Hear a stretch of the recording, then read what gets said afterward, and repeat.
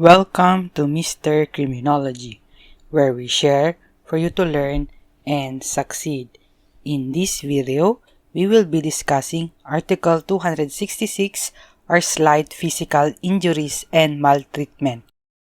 Under Article 266, there is slight physical injuries when, first, the offender has inflicted physical injuries which shall incapacitate the offended party for labor from 1 day to 9 days, or shall require medical attendance during the same period.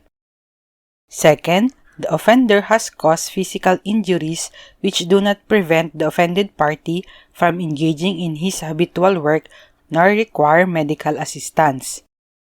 Third, the offender shall ill-treat another by deed without causing any injury. Yung una, parehas po sa serious and less serious physical injuries.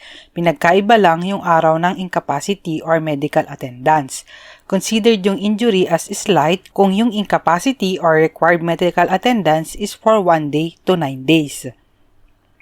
Sa pangalawa naman, as long as nasaktan ka physically, pwede itong ipasok as slight physical injury, like kinurot ka lang pero nasaktan ka or sinuntok ka sa tiyan.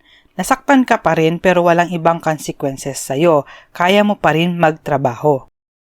Yung third, walang injury pero may ill treatment, like sinabunutan ka or sinampal ka. Thank you for watching. If you like this video, don't forget to share it and to subscribe.